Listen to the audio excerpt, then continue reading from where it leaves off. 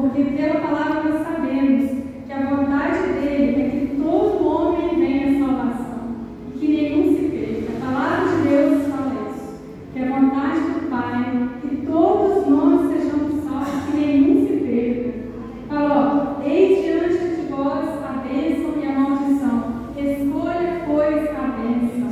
Então nós estamos aqui hoje escolhendo o Senhor, escolhendo a bênção.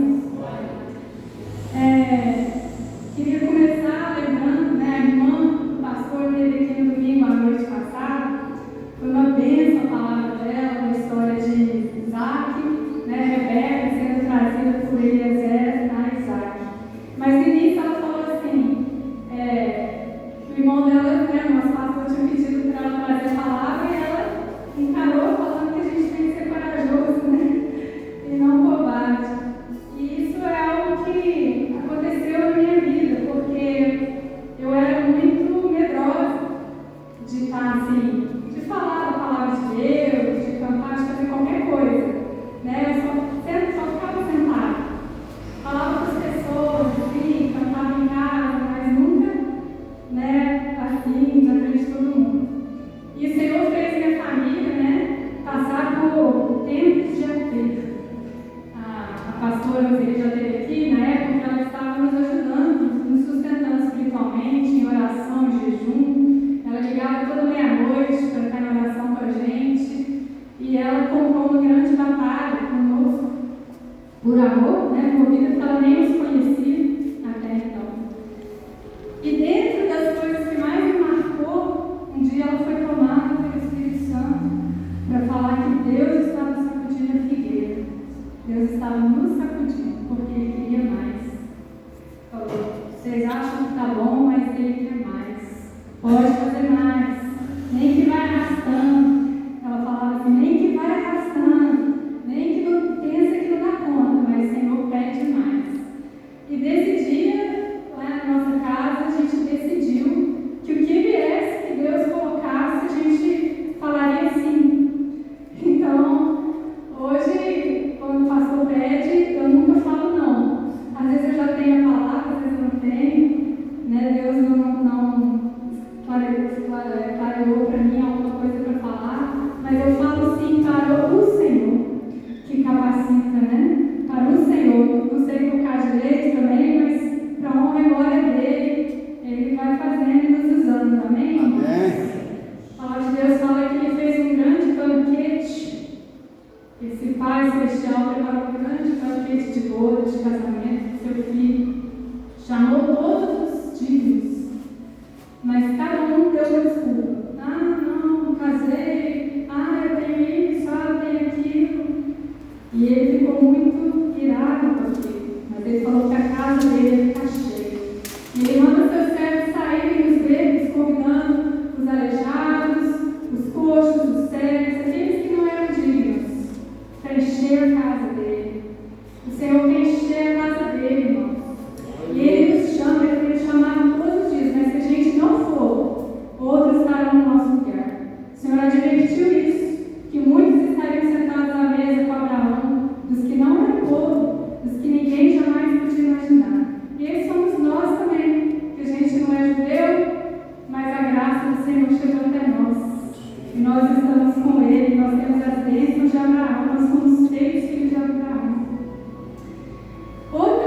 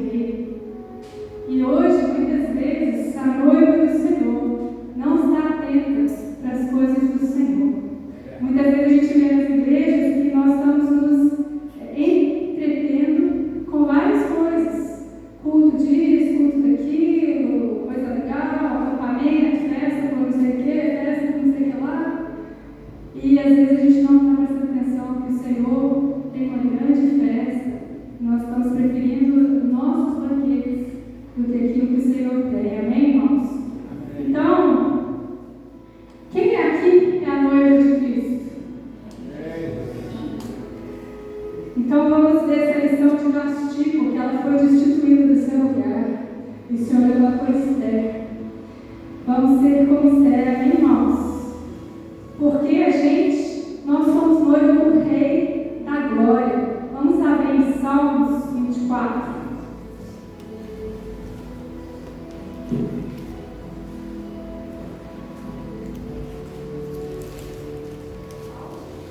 Salmos 24. Salmo 24 começa adorando o Senhor. Ao Senhor pertence a terra e tudo que nela se contém, o mundo e os que nele habitam. Fundou a ele sobre os mares e sobre as correntes estabeleceu. Quem subirá ao monte do Senhor? Quem há de permanecer? Não só subir e entrar, mas permanecer no seu santo lugar? O que é limpo de mãos e puro de coração, aquele que se santifica, que não entrega sua alma à falsidade, nem jura dolosamente. Este obterá do Senhor, está no versículo 5. Este obterá do Senhor a bênção e a justiça do Deus da sua salvação. Tal é a geração dos que buscam a face do Deus de Jacó. E agora a gente vai chegar na parte mais importante. Levantai, ó portas, as vossas cabeças. Levantai-vos, ó portais eternos, para que entre o Rei da Glória. Quem é este, o Rei da Glória? O Senhor forte e poderoso. O Senhor poderoso nas batalhas. Isso é tão importante que repete, nada por acaso, a palavra de Deus repete novamente. Levantai, ó portas, as vossas cabeças. Levantai-vos, ó portais eternos, para que entre o Rei da Glória. Quem é esse o Rei da Glória?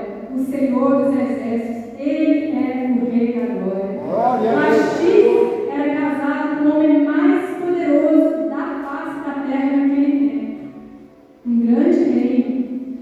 Mas nós somos desposados do Rei da Glória.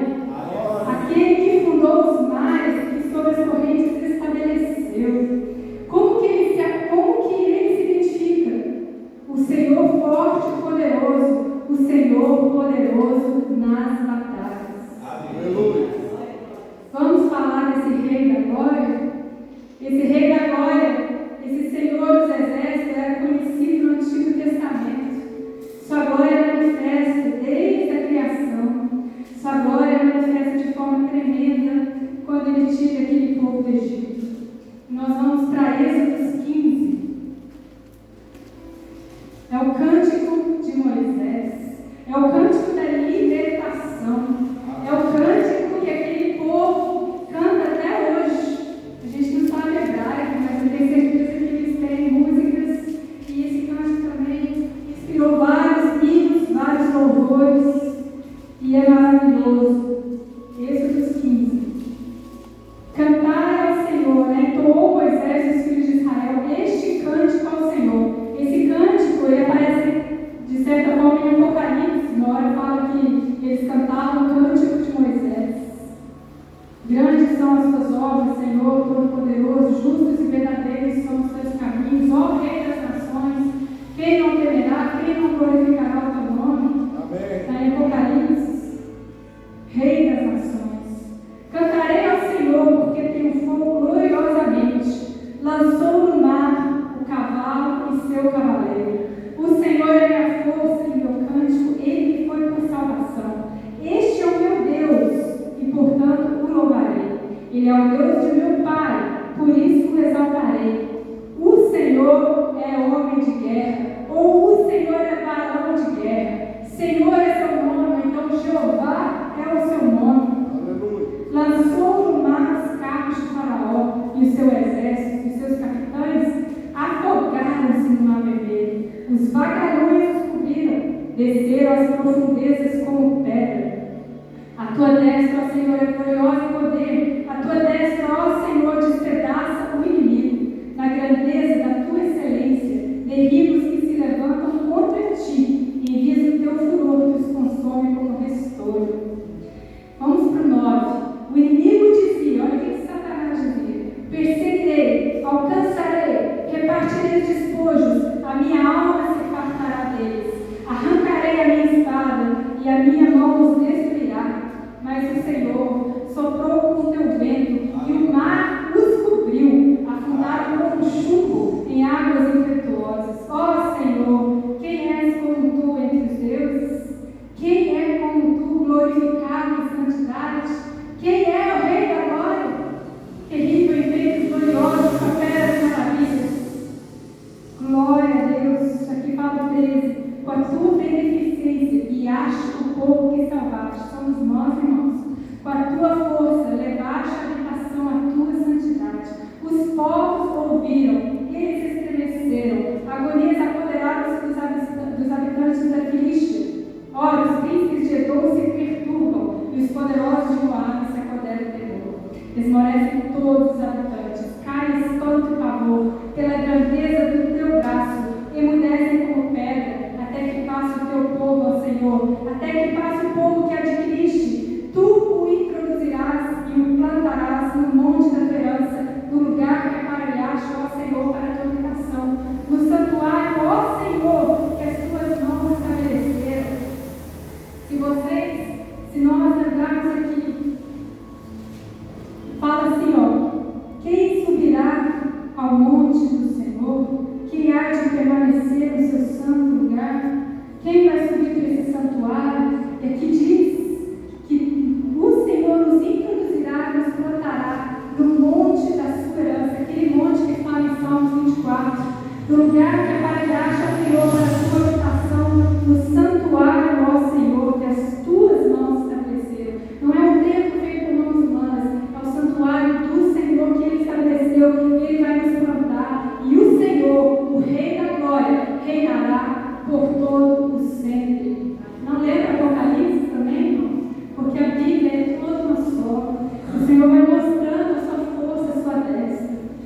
Irmãos, essa imagem, essa figura, que é uma história verdadeira que Deus nos dá, do povo escravizado, de um povo que estava perdido, com trabalhos forçados, um povo escravo, que não tinha herança, um povo que não tinha habitação, um povo que não tinha terra, tinha as promessas de Abraão, mas eles iam num lugar tão distante, vivendo numa situação de tortura, uma situação de aflição. Assim era aquele povo. E aí mostra que os povos, quando viram esse povo passando pelo Mar Vermelho, eles não ficaram com medo do povo. Eles começaram a atemorizar, sim, por causa do Deus desse povo. Porque o povo não tinha espada, aquele povo não era treinado para a guerra, aquele povo era treinado para passar tijolo, para catar capim, para construir as coisas de Faraó, para fazer comida, para servir de empregado, de escravo, de todo tipo de obra que houvesse. Esse povo não era capacitado para a guerra, não eram guerreiros, como a gente vê outras nações, né? Que os filhos já treinam. Mas o povo tirou eles para saber que foi o Senhor, que não foi eles, foi a força do poder do Senhor. Irmãos, esse cântico é o nosso cântico. E eu queria trazer isso hoje, porque nós hoje estamos aqui, ó. Preparas uma mesa perante nós, Salmo 23. Unge a nossa cabeça com óleo, com o Espírito Santo. Preparas uma mesa na presença dos nossos inimigos, dos nossos adversários. Hoje nós fazemos memória da morte e da ressurreição do Senhor. E os principais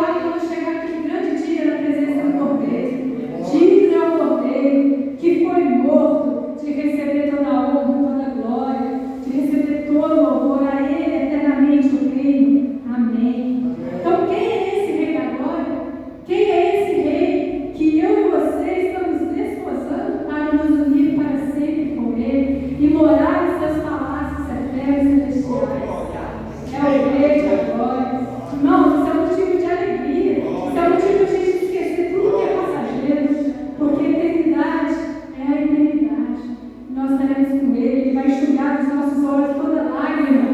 Ele vai nos fazer esquecer toda a aflição que nós vivemos, porque Ele fez isso.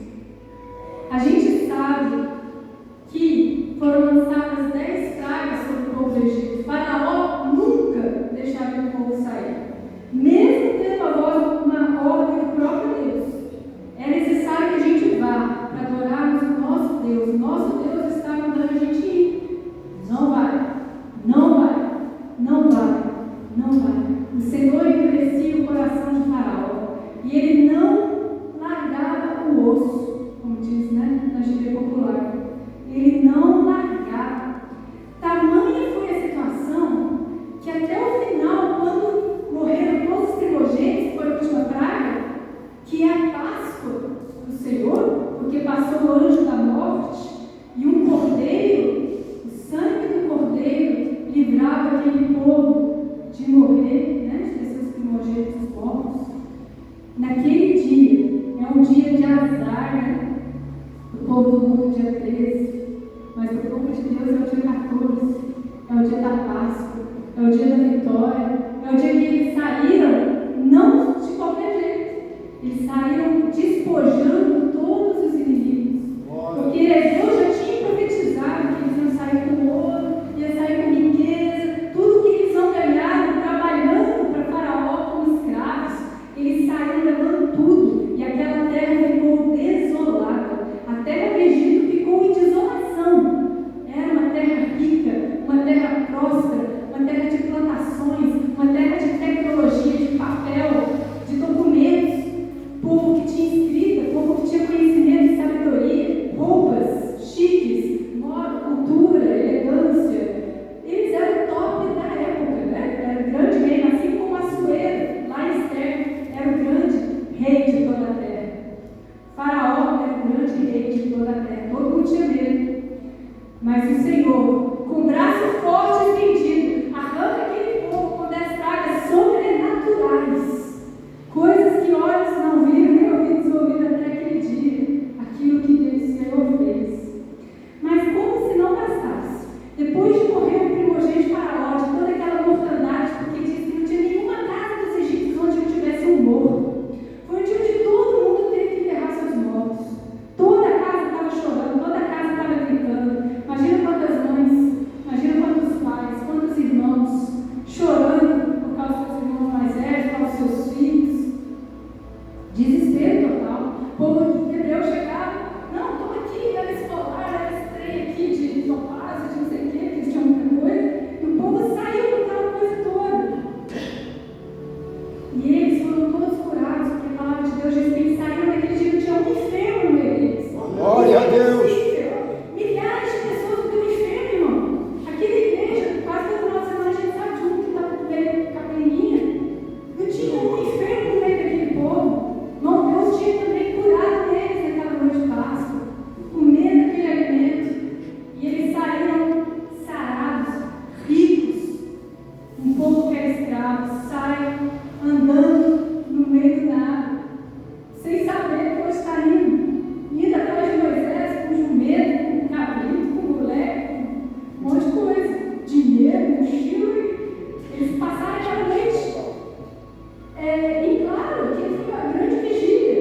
Eles marchavam, comiam ervas amargas, batiam cajado, cantavam, talvez cantavam, não sei o que eles cantavam, mas eles estavam sabendo que algo ia acontecer. E esse povo sai. E aí, Faraó, de repente, enterra lá seu filho, deve ter colocado um dos grandes pirâmides lá, deve ter tido lá seu momento de luto. E ele fala: o que a gente fez? A gente deixou esse povo sair com tudo. Saiu com riqueza, saiu filho, saiu mãe, saiu velho, saiu todo mundo. Quem vai trabalhar pra gente? A gente está pobre, a terra destruída, sem ninguém para construir essa terra de novo. Vamos atrás deles. Vamos atrás deles. E eles foram emparelhados. Um povo escravo que não tinha cavalo, não tinha carroça, não tinha nada, saía a pé, no ritmo de criança ainda, andando devagar. E veio o exército de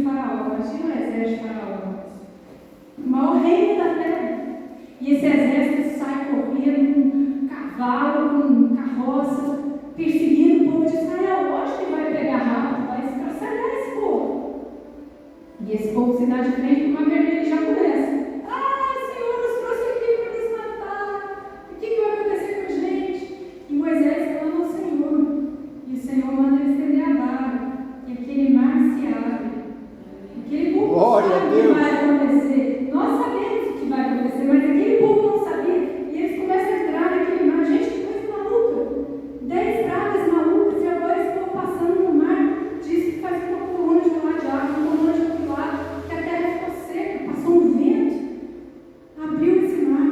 E esse povo passa com o pé seco.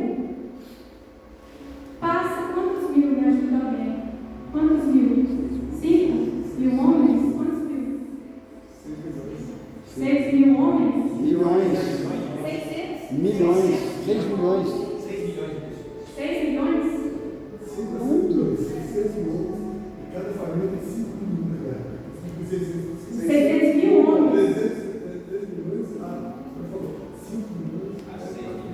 3 a 6 milhões de pessoas passando no mar aberto. E aí, o exército de Faraó chega e vê aquela situação.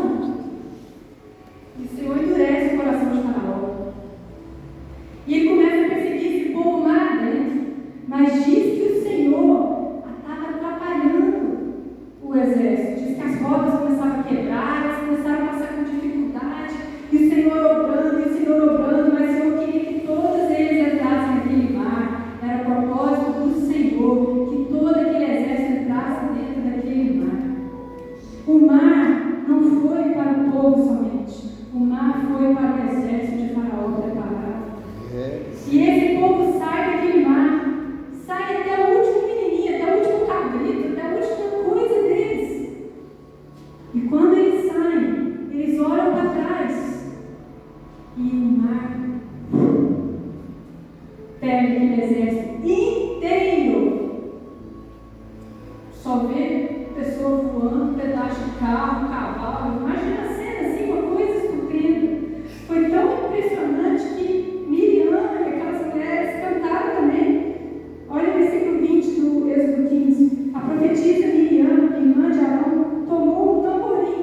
E todas as mulheres saíram atrás dela com tamborins e danças e guilhermes respondiam: cantai ao Senhor, porque gloriosamente triunfou, precipitou no mar o cavalo e seu cavaleiro. O cavalo e o seu cavaleiro. Irmãos, que maravilhoso! Que maravilhoso! E o Senhor fez questão. Aquele povo não fez uma luta. Aquele povo não levantou uma espada. Aquele povo não fez nada. O Senhor fez tudo. Aleluia. E agora a gente vai lembrar da outra Páscoa. Estou complementando o teatro das crianças aqui no domingo passado. Foi Páscoa recentemente, né? Para nós é Páscoa sempre, né? Amém. Agora é a verdadeira Páscoa. No tempo e na hora de Deus, chegou o dia da verdadeira Páscoa se cumprir. Aquele povo comemorava a Páscoa por quantos milhares de anos? Até que viesse o verdadeiro Cordeiro, que João Batista olhou e falou: eis o Cordeiro de Deus que tira o pecado do mundo. Ninguém conseguia entender aquelas palavras, mas ele falava no Espírito Santo de Deus. E chegou o dia da Páscoa e começaram a conspirar contra o nosso Senhor. E eles falavam assim: não vamos matar ele no dia da Páscoa não, que vai ser muito tumulto.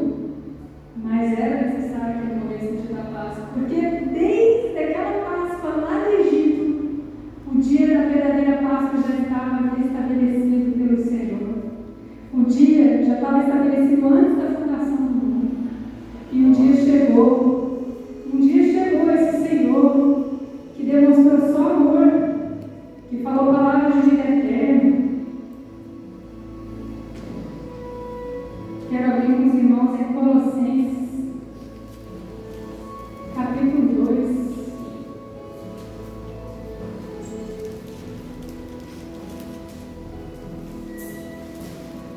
Antes de chegarmos aí, irmãos, nós vemos quantas batalhas o povo de Deus venceu com o Senhor dos Exércitos. Quantas batalhas Davi ganhou em nome do Senhor dos Exércitos. Em Josué 5,13 aparece esse Senhor, o príncipe dos exércitos, o próprio Senhor Jesus, porque ele adorou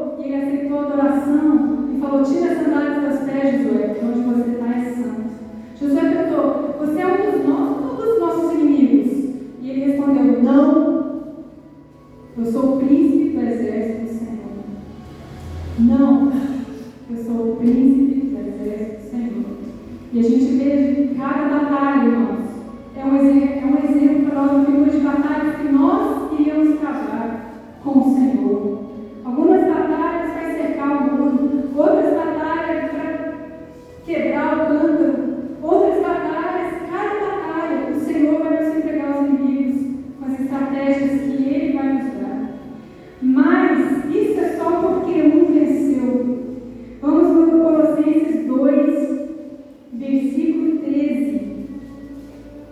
E a vós outros, que estáveis mortos, éramos escravos, como o povo do Egito, estávamos mortos pelas nossas transgressões, porque o salário do pecado é a morte, e o pecado nos escraviza, e Satanás nos escraviza, e seus demônios nos escravizam. Estavam mortos pelas transgressões pela incircuncisão da nossa carne.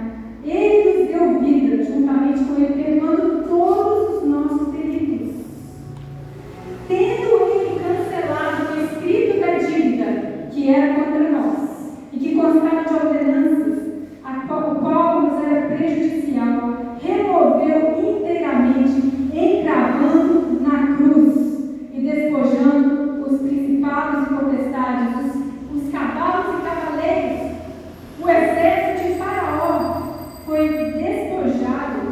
despojando principados e potestades publicamente, os expôs ao desprezo, triunfando deles na cruz.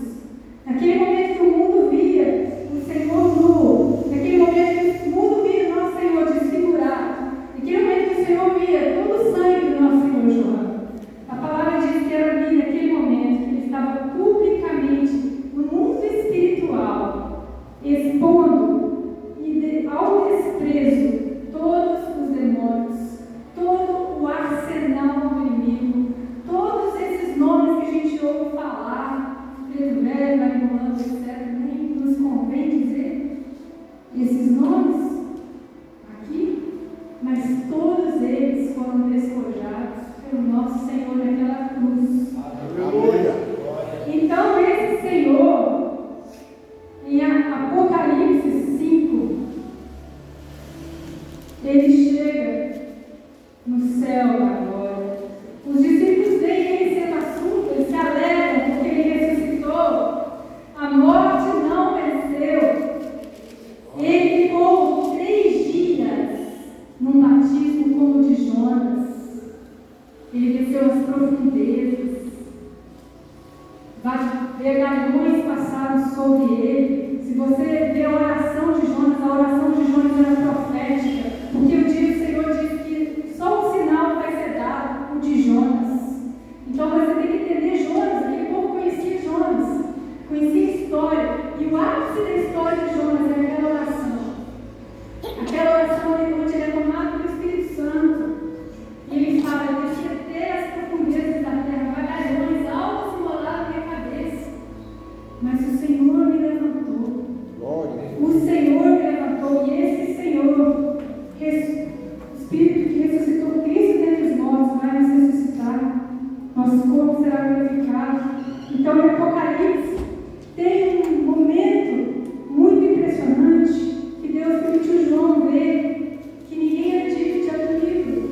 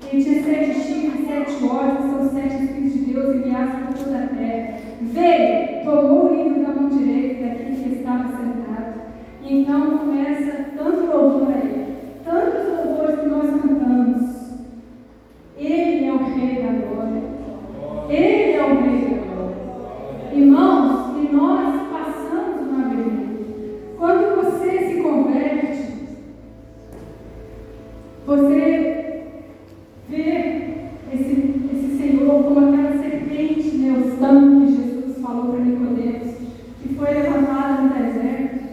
E ele foi feito pecado por nós, porque está escrito: maldito aquele que é levantado no madeiro.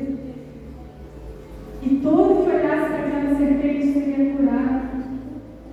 Gente, a serpente não precisa te morder no coração. A serpente, se morder qualquer parte do seu corpo, valeu. Já viu um cara que na televisão mexendo com serpentes? É uma serpente pequenininha, que tem um veneno assim, muito importante.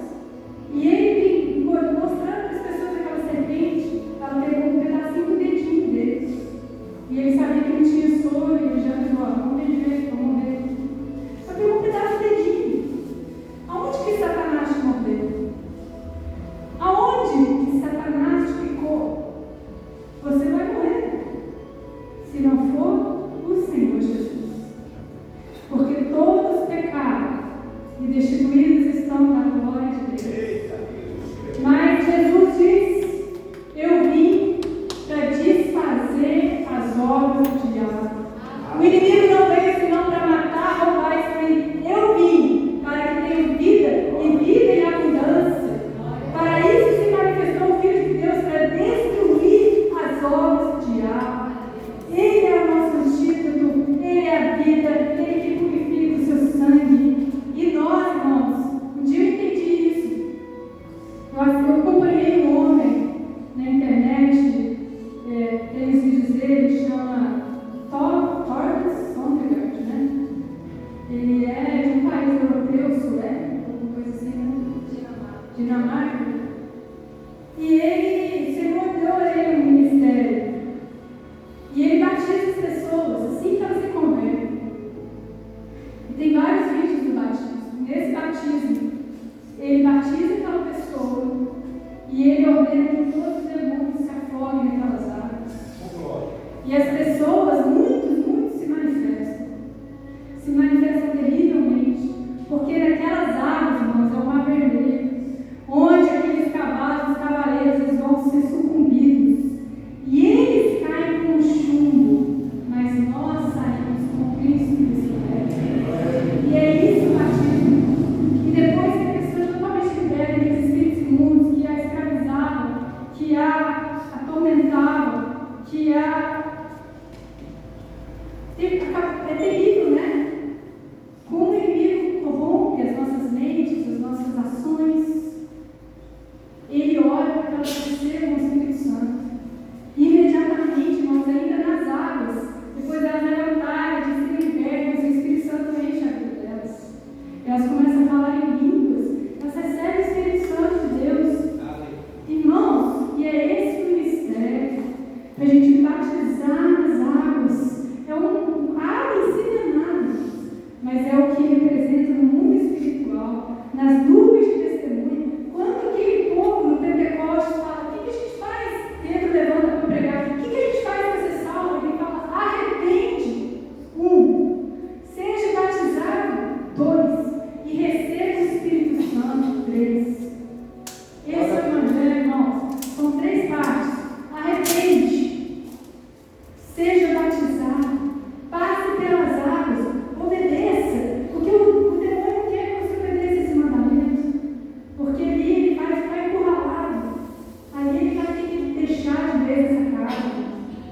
E receba o Espírito Santo. O Espírito Santo é o selo. É o selo. É a promessa do Pai. É o penhor. É a certeza que nós temos, que nós pertencemos a Ele. A palavra de Deus fala que o Espírito Santo é que nos dá a certeza que nós pertencemos a Ele. Então é necessário, porque Jesus veio para batizar com o Espírito e com fogo. Jesus veio para nos batizar. Esse é o ministério. Começa com libertação, pregando o reino, porque a fé vem pelo ouvir e ouvir a palavra de Deus. Mas culmina no arrependimento, no batismo e em receber o Espírito Santo. Por isso hoje nós podemos dizer: prepara a cabeça perante nós, na presença dos nossos inimigos que ficaram sucumbidos. Glória ao Senhor. E eu vou só lembrar de uma coisa. Quando o Senhor pegou essa vida, Ele falou: Testelestai, que